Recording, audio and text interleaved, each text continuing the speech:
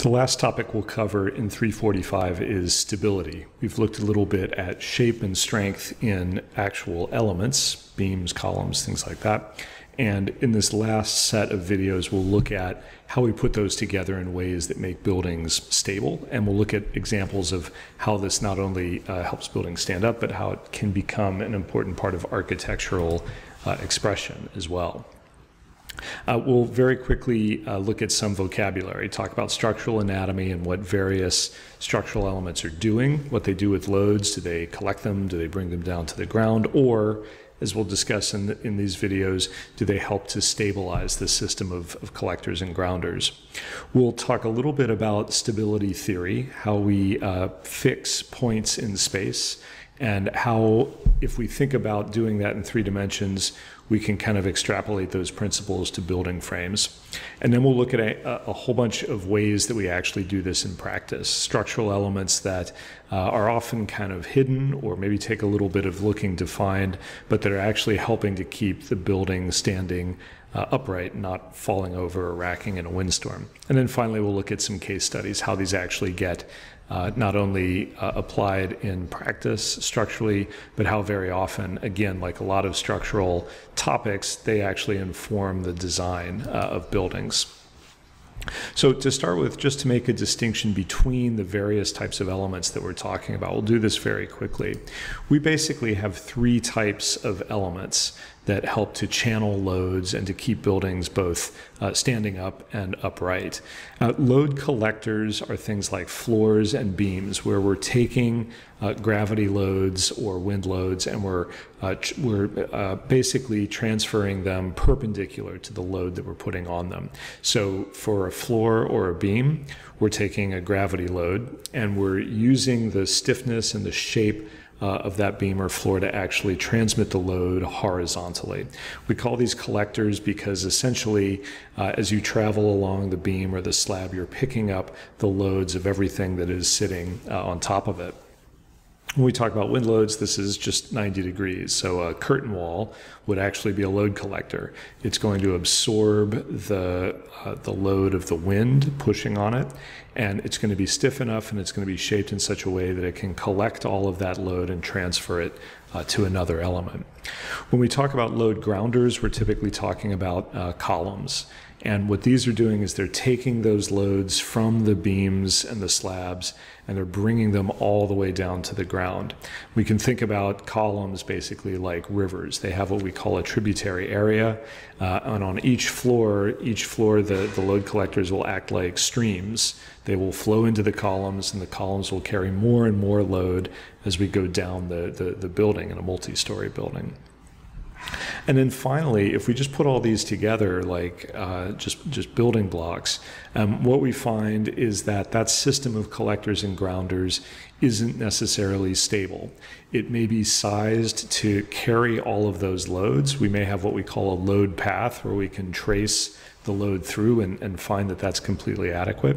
But we may still have problems when we put all those elements together of that system being stable against other forces, right? And the classic example of this is wind or earthquakes. If we just have a stone building or a masonry building where the collectors and the grounders are just piled on top of one another, it won't take much sideways force to actually knock all of that over. So we have this third family of elements that we call load stabilizers, and that's really what we'll talk about in this set of videos.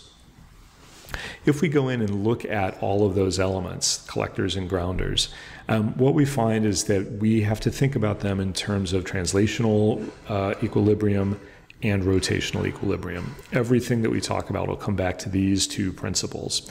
And we want to make sure, for example, that our floors aren't moving up and down. That's the job of the beams and the columns, right, the collectors and grounders, to keep the floor stable in the vertical direction. But then if you think about it, we also need to keep that floor from swaying left to right or surging, right, going front to back.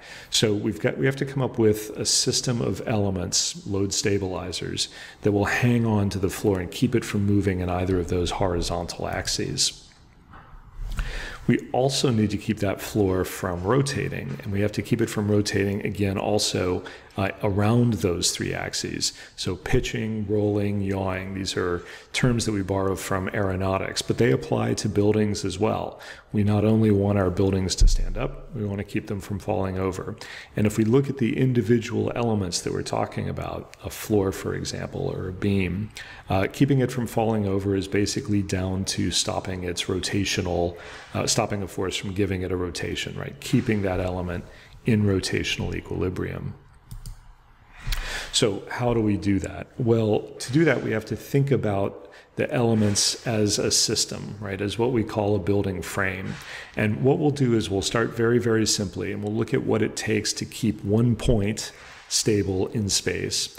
And then we'll start to expand on those ideas, and eventually we'll find that we can keep all of the points in a building frame stable in translational equilibrium, in rotational equilibrium, with a few simple techniques. And then we'll sort of zoom out and we'll think about those in terms of actual building structures. So what do we mean by a frame? A frame is a set of structural elements in which all of the points in those elements are fixed in space.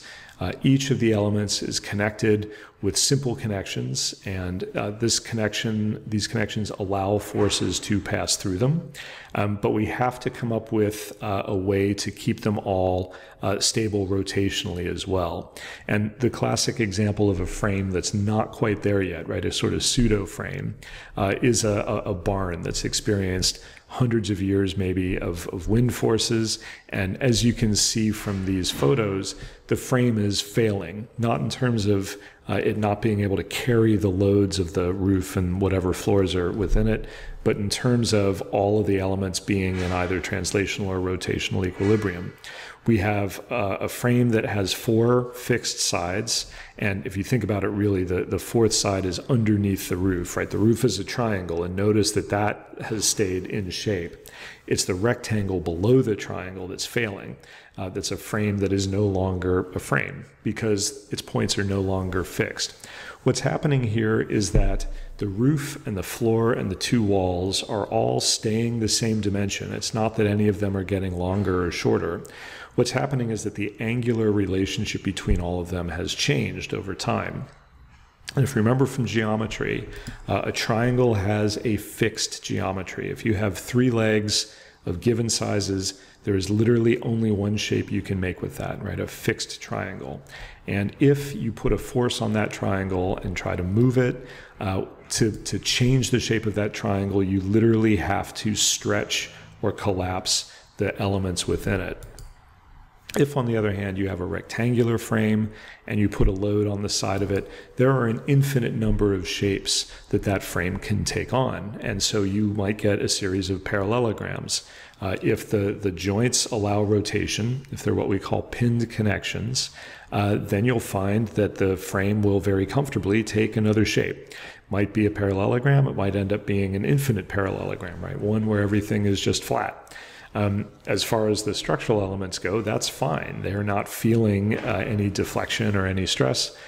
From an architectural point of view, a flat building is a non-starter, right? So we have to find a way to make that rectangular frame behave like a triangular frame, right? To give that unstable frame stability, either, as we'll see, geometrically or through some things we can do to stiffen those connections.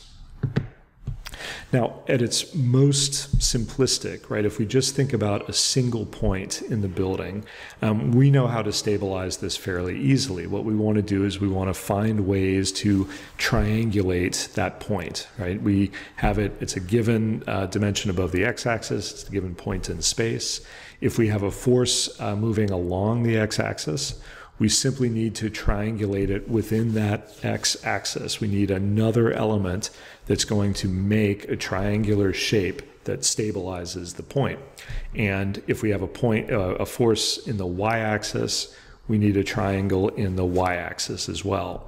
Now, these can be any type of element as long as they are capable of taking a force in either compression, if we're planning on pushing the element together, or in tension, if we're planning on pulling it apart. In both of these cases, given the direction of the vectors, the sense of the vectors, these triangulating elements will be in compression.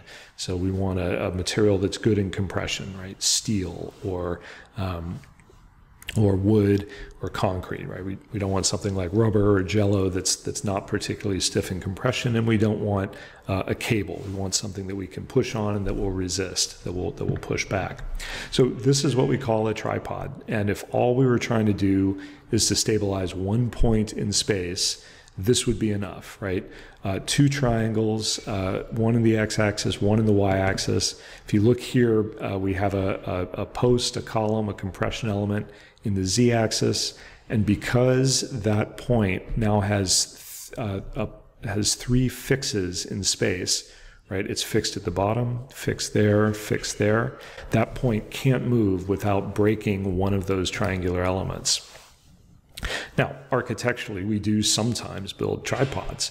A radio antenna, TV antenna, for example, you'll very often see guy wires laid out in a pyramidal form. And what's happening here is that that point, the top of the radio tower, is being stabilized, in this case, by four triangles, what we call a tetrahedron. 1, 2, 3, and then the fourth one is the ground plane. Now, could we get away with two? Well, yes, if these elements were compression elements, if they were able to take a push in addition to a pull, then we could do without B. But it's much more efficient in this case because tension elements can be very skinny. They can just be lightweight cables. It's much more efficient to build that third cable and to fix the point in space at the top of the antenna using three tension elements instead of two compression elements. Do we ever do this in architecture? Well, sometimes. Here's a communications tower in Barcelona by Norman Foster that, as you can see, not only has a tripod at the base, but each one of the legs of the tripod is itself a tripod, right? There are three cables connecting to each one of those points. So the points themselves are stabilized, and then the tower itself is stabilized as well. If you look closely, you can see there's a tripod on top too. So they're stabilizing the kind of communication shell, and then the communication shell is stabilizing the tower that comes off of the top. Now, we rarely build simple tripods though, right? We're usually building boxes for people to do things in. And so we need to stabilize more than one point, and we need to stabilize those points as a system. So the first kind of thought experiment is to take that point in line and kind of expand it. Now, we already said that we can stabilize a point if we have elements that can resist a push or a pull, and we're fixing them somewhere. So if now we want to stabilize 2 points, right, that'll define a vertical plane, well, we still only need that one diagonal in the x-axis to triangulate it if we have another element that when we push on one point, it pushes the other point. And you can see what's happening here. If we have an outside force that comes and pushes on this point here, that's going to be resisted by the triangulating element. And for this point to move, it's going to have to either stretch that horizontal element or compress that diagonal element. So with one diagonal, we've now stabilized 2 points. And because of the way we define a plane, that means that this whole plane is now stable. If the horizontal element and the diagonal element are both stiff enough, that plane's not going anywhere. It's not going to be able to change its geometry because of this triangulation that we've done. Now, if we go in the other direction, we've got a slightly more difficult problem, right? We could have forces that acted on one or the other of those 2 points. And so if we're just stabilizing a plane, each one of those points now needs a triangulating element in the y-axis. They can't brace each other in the y-axis because they're arranged along the x-axis. And any push on one, it's going to tend to rotate it around the other point, which it'll do relatively easily. So here we actually need 2 triangulating elements. Now, we can do this in a couple of ways. We can do it with compression elements, or we can do it with tension elements, or we can do it with elements that do both. If we want to make a tensile triangulation, though, if we want to make one of those triangulating elements out of a cable, we have to think very carefully when we start doing planes about which direction that force is coming from. A force that is putting a cable into tension, so as in this example here where we're pushing on one point, it's compressing this element. This point is tied back with a diagonal cable. So this is clearly going to go into tension, right? Pushing there. This element is going to get pushed together in compression. When it tries to move this point, the cable is going to arrest it and the cable is going to go into tension, right? That all works. But if that cable can't take compression, what happens when we turn the force around and push on it the other way? Well, if cables can't take tension, then we see that we have a frame that once again is just going to become a parallelogram, right? The cable is not going to be able to offer any resistance. So when we're working with triangulation in tensile elements, we typically have what's called cross bracing. We have cables that go in both directions that form the letter X, and no matter which way the force is going, one of the two cables will always be in tension. One of them will be slack, right? It'll be in compression, which it can't take, so it'll, as you can see here, just go loose. But the other cable will pick up, will arrest that one point, and will keep the frame stable, right? You can see here, rectangle, rectangle, not a parallelogram. So we call this cross bracing because obviously it has a cross geometry to it. One of the cables will always be working to stabilize the structure. The other one will be relaxing, right? Resting, not doing any work. We can do this in a bunch of ways, and we'll look at these in detail in the next video. But I just want to point out that that triangulation can happen in terms of cross bracing, right? We can fully cross brace the entire bay, or instead of dividing the bay into 4 triangles, we can divide it into 3 with what's called a chevron. And here you can see that in tension, if you push from left to right, this element will go into tension. If you push from right to left, this one will go into tension. So again, we have it working in both directions. We could stabilize that frame with tension elements, one of which would always be working, whether the force was going from left to right. We can triangulate the joints themselves. We'll look at strategies where we're actually bracing the individual connections. Here you can see there's no tension. What we're doing is we're fixing the geometry between, in this case, the beam and the column. Or we can actually just fill the entire frame, right? We can triangulate by actually building a whole wall, what we call a shear wall. And we can also, if we're trying to manipulate where we can go through that wall, we can take the chevron idea and turn it on its side, right? So long as we have triangles somewhere in that wall, right? Either in bracing or in triangulated joints, or here a shear wall that's basically hiding a very, very long diagonal, that'll work, right? We can, as long as we can triangulate that panel, so long as we can brace it in both directions, shear wall can go into tension or compression, so this always works, we'll be good. We can stabilize that plane. Now things get really fun when we're trying to stabilize volumes, and here of course this is more like an actual building. We're almost never designing just one wall, we're almost always designing volumes. And here, as you can see, if we take our what we learned from the plane, right, that we can stabilize a plane in the direction with one diagonal, but if we try to stabilize the plane in the opposite direction, in the cross direction, we need 2 of them. So we might think at first glance that if we're trying to stabilize a volume, we basically need to triangulate every single bay, right? Because we need to stabilize 2 points in this direction and 2 points in this direction. And so as you can see here, that volume is trying to stabilize them literally by triangulating each one of the 4 walls around it. We can certainly do that, right? But if you think about it too, we've got another plane to play around with.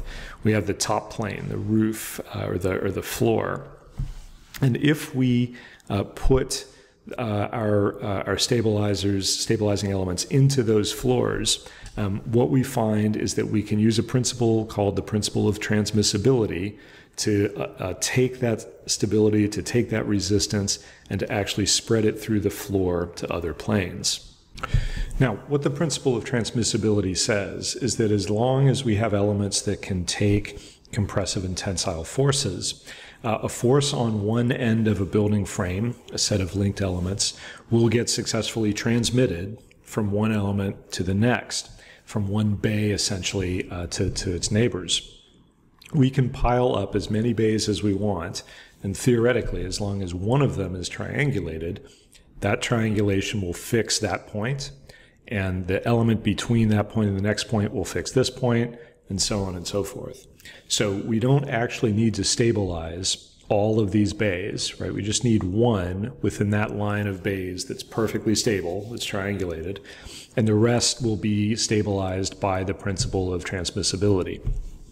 Now, the really good news is that this works in two dimensions, so that if we stabilize a wall plane, and then we have what's called a floor diaphragm, a stiff plane that resists racking in any direction, then that diaphragm will also help to stiffen the plane adjacent to it. If we have a floor or if we have bracing, once we've stabilized this wall plane and that floor plane will stabilize the next plane over.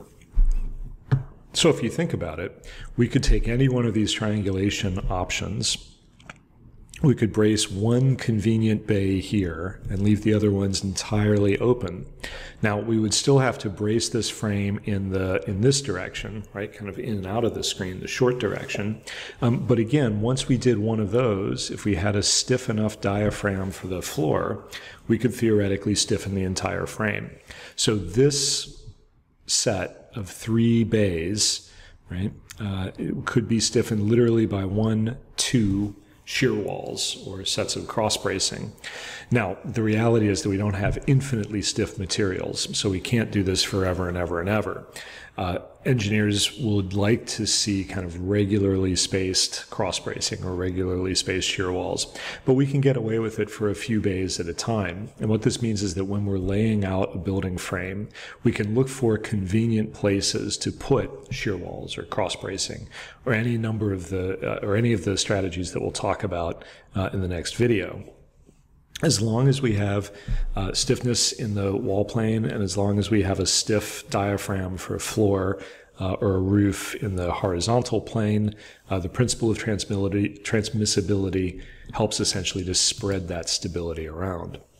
Now, there are a couple of caveats. In multi-story buildings, for example, we want to be really careful that we don't have what's called a soft story. In other words, once we brace one plane on one story, we want to brace all the planes in the building going up, or all the stories in the building going up in that same plane. Otherwise, we find that we have a story like you see here on the top that will rack, even though the story beneath it is completely fixed. Here's the same thing, just in a taller multi-story building. Now, where this gets really important, though, is the lower stories. Very often, we will want to have a more open ground floor than the floors above. And here, the classic example is an apartment building in the Marina District in San Francisco that in the 1989 Loma Prieta earthquake collapsed, but collapsed in this very, very odd way. And it turned out that what had happened was in the 1930s, when cars were much more popular than when the building had actually opened, the owners of the building at the time took out a number of shear walls on the ground floor to allow for parking. And you can see there's a car right there that probably drove right through what had been a shear wall on the outside. The soft story, in this case, was on the ground floor. And you can see what happened. All of these walls remain stable in the kind of in and out direction, right, completely intact, but they've all turned into parallelograms in the left-right direction because the shear resistance in that left-right direction had been taken out in the 1930s. So the top of the building, all the shear walls are intact for those upper 3 floors. That part of the building looks relatively healthy, right? It's just that it has rotated and almost fallen into the street because the shear resistance on the ground floor was taken away. So shear walls want to go all the way down to the ground. Cross bracing wants to go all the way down to the ground. And they want to really go all the way up the building as well. We want all of the stories to be equally braced against lateral loads. So in the next video, we'll look at some of these techniques. We've hinted at some of these already: cross braces, shear walls, things like this. But we'll look at how they all work, what the kind of mechanisms they have for triangulating or stiffening joints. And we'll look at architectural examples showing how these, again, form a language about how we connect, in this case, girders and columns in building facades, but also throughout buildings' internal fabric.